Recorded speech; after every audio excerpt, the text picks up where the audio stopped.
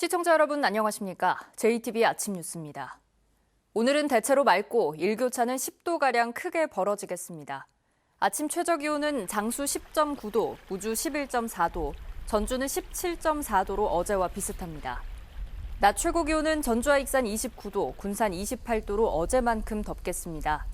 당분간 대체로 맑겠고 모레부터는 기온이 낮아지면서 선선한 가을 날씨가 이어질 전망입니다. 무주군이 태권브 이랜드 조성 사업을 추진하면서 공사도 들어가기 전에 지난해 10억 원이 넘는 저장료를 업체에 지급한 것으로 드러났습니다. 정확한 금액이 얼마인지 또 계약 조건은 어떻게 돼 있는지 자료 공개조차 거부하고 있는데요. 무주군이 태권브 이랜드 사업을 전면 재검토하겠다고 공식 발표했지만 이미 이런저런 핑계들을 댈 가능성도 남아 있습니다. 오정현 기자입니다. 지난해 5월 무주군은 로봇 태권브이의 저장료 명목으로 해당 업체에게 10억 원이 넘는 예산을 지급했습니다. 30년 동안 태권브이 저작 재산권을 사용하는 조건이었습니다. 공사에 들어가기도 전이고 사업의 관건인 휴양림 조성 계획에 대한 전라북도의 변경 승인도 이루어지지 않은 상태였습니다. 무주군은 해당 업체와의 계약 내용, 정확한 저장료와 계약서 공개를 거부하고 있습니다. 생각 과정에 보완 관계가 있습니다. 그래서 얼마나 현재 이 자리에서 구체적으로 말씀드리기도 부담합니다. 무주군은 태권브이랜드 조성 사업의 문제점을 인정하며 사업에 대한 전면 재검토 입장을 발표했습니다. 대외적인 여론 수렴과 사업 효과에 대한 검증 과정을 좀 더 면밀하게 하지 못한 결과로 오늘 이런 것이 아닌가 아쉬움이 남습니다.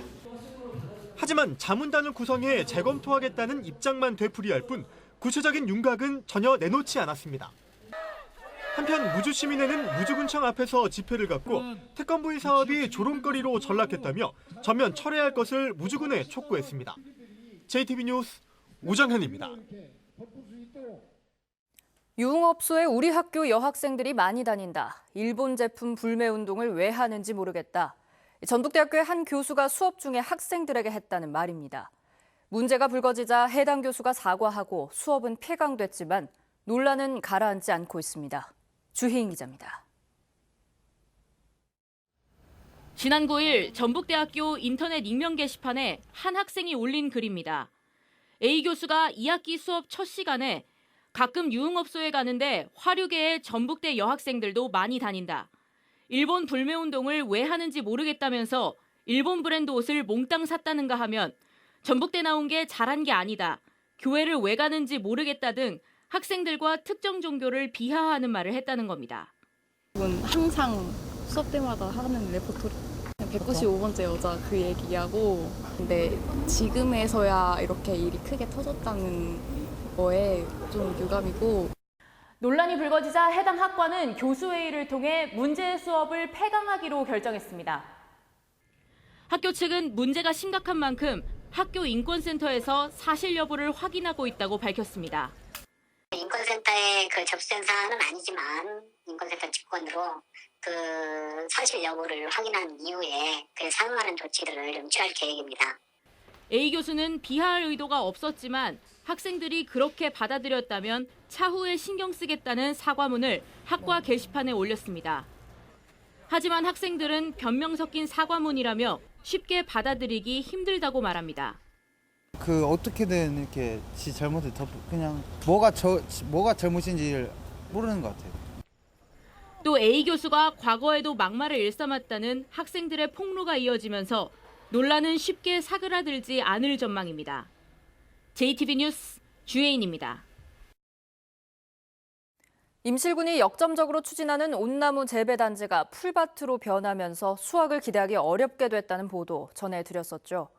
이 때문에 정부 공모에서 따낸 옷 가공식품 사업 역시 차질을 빚지 않을까 우려가 적지 않습니다. 정원익 기자입니다.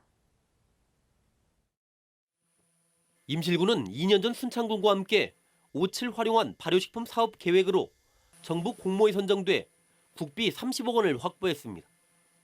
임실군은 군비 35억 원을 더해 모두 65억 원의 예산으로 이 사업에 박차를 가하고 있습니다. 특히 28억 원을 들여 내년 3월 이곳 부지에 준공 예정인 가공공장은 옷 진액과 옷 막걸리 등 다양한 제품을 생산할 계획입니다. 하지만 온나무 재배단지에서 수확이 어렵게 되면서 공장 가동에 차질이 우려되고 있습니다. 임실의 개별 농가에서도 온나무를 키우는 곳들이 있지만 생산량은 얼마 안 됩니다. 순창에서는 온나무를 심은 지 이제 겨우 3년밖에 되지 않았습니다. 2016년도에만 농가들이 일부 좀 심으신 것 같던데요. 예. 저희는 전면적으로 그렇게 넓게 확대를 하지 않고요. 많은 예산을 들여 온나무를 심고 옷을 활용한 사업을 추진하면서 정작 다른 지역의 온나무를 사들일 가능성이 높은 셈입니다. 많은 양이 필요한데 저희 군에서 될 수 있는 양은 뭐 조금이다. 그러면 이제 일부 외부에서 가져올 수도 있긴 하겠죠. 옷 발효식품 사업을 위해서는 무엇보다 전국 최대 규모로 조성해온 온나무 재배단지 문제를 해결하는 게 급선무입니다. 하지만 수년째 별다른 대책이 나오지 않으면서 다른 지역 농가들의 배만 불릴 수 있다는 비판이 적지 않습니다. JTB 뉴스 정원익입니다. KTX 열차의 김제역 정차가 4년 만에 재개됐습니다. 어제부터 김제역에서 상하행 2편씩 서울 용산과 목포로 가는 모두 4편의 KTX 열차를 이용할 수 있게 됐는데요. 20일부터는 전라선 KTX도 증편 운행됩니다. 하원우 기자입니다. KTX 열차가 김제역 플랫폼으로 들어섭니다. 지난 2015년 4월 KTX 운행이 끊긴 지 4년 만에 KTX 열차의 김제역 정차가 재개됐습니다. 서울 용산으로 가는 상행선은 오전 7시 1분과 오후 6시 13분, 목포로 가는 하행선은 오전 11시 46분과 오후 7시 21분 각각 2차례로 하루에 모두 4번입니다. KTX를 타기 위해 익산역으로 가야 했던 시민들은 운행 재개를 반겼습니다. 군대서 이렇게 또 쓰고 하니까 너무 편리하고 좋지요. 익산까지 안 가니까. 익산까지 가려면 불편하고 그러잖아요. 김제 씨도 환영식을 열었습니다.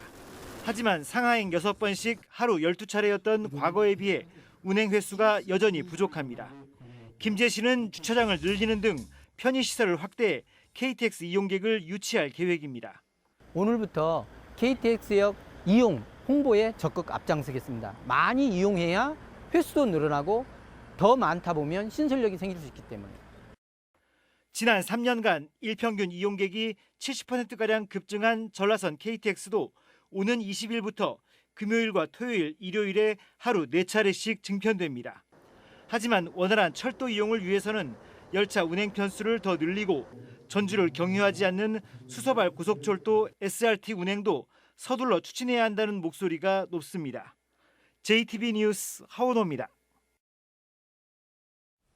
익산 장전마을 주민들이 집단 암 발병으로 고통을 겪은 데는 전라북도와 익산시의 허술한 대응도 원인이라며 감사원에 공익감사를 청구했는데요.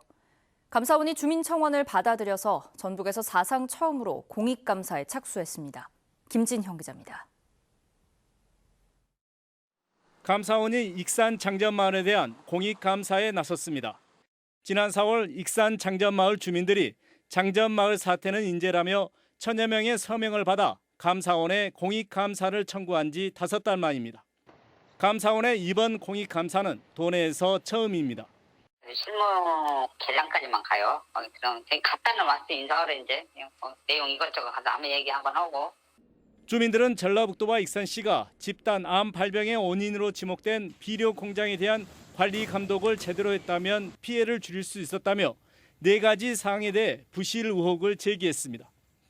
감사원은 이 가운데 비료 공장이 신고와 다르게 연초박을 가공해 비료를 만든 과정에서 전라북도와 익산시의 단속과 조치 명령이 있었는지, 또 비료 공장이 폐업 후 방치 폐기물을 관련법에 따라 처리하도록 전라북도와 익산시가 제대로 관리 감독했는지 등 2가지 사안에 대해 살펴보고 있습니다. 감사원은 오는 20일까지 조사한 뒤에 관련 공무원들의 징계 등을 포함한 감사 결과를 주민과 전라북도, 익산시에 통보하게 됩니다. 그 관리감독 부재라는 부분이 결론이 도출이 된다면 주민들이 앞으로 국가를 상대로 하는 소송할 때도 매우 유리하게 전개될 거라고 생각을 하고 있습니다. 도내에서 처음 진행된 감사원 공익감사에서 전라북도와 익산시의 관리감독 부실 의혹이 사실로 드러날지 관심이 모아지고 있습니다. JTB 뉴스 김진영입니다. 장수군이 갈수록 잦아드는 아기 울음소리를 늘리기 위해 출산 장려금을 대폭 확대했습니다. 남원시는 주요 관광지 무료 입장과 맛집 할인 혜택을 받을 수 있는 자유이용권을 발급했습니다. 이승환 기자입니다. 지난 8월 현재 장수군의 인구는 전라북도에서 가장 적은 22,600여 명. 더 이상 물러설 곳이 없는 장수군은 첫째 아이는 300만 원, 셋째 아이는 1,000만 원, 다섯째 아이는 1,500만 원이라는 파격적인 출산 장려금을 지원하기로 했습니다. 저출산 시대에 출산 장려 분위기를 조성하고 양육에 대한 경제적 부담을 덜어 아이 낳고 키우기 좋은 장수를 만들기 위해 확대 지원하게 되었습니다. 남원 지역 유료 관광지 7곳을 무료로 입장하고 맛집과 숙박시설 등도 할인받을 수 있는 남원 춘향 사랑권이 출시됐습니다. 남원시는 다양한 볼거리와 문화공연이 있는 지역 특성을 고려해 투어 패스를 만들었다고 밝혔습니다. 한 장의 카드로 남원의 다양한 관광지를 둘러볼 수 있도록 남원 춘향 사랑권을 사용해서 새로운 즐거움과 추억을 만들어 가시기 바랍니다. 무주군은 사무사단과 군의 고객화를 위한 업무 협약을 맺었습니다. 무주군은 지역 내 숙박과 관광시설을 이용하는 장병들에게 할인 혜택을 부여하고 사단은 무주군이 진행하는 주소받기에 손을 잡기로 했습니다. 익산시는 지역 대학, 호텔 등과 마이스 산업 활성화 협약을 체결했습니다. 익산시는 마이스 산업의 수요가 창출되고 서비스 품질이 향상되면 지역 경제 활성화에 도움이 될 것으로 기대하고 있습니다. JTB 뉴스 이승환입니다.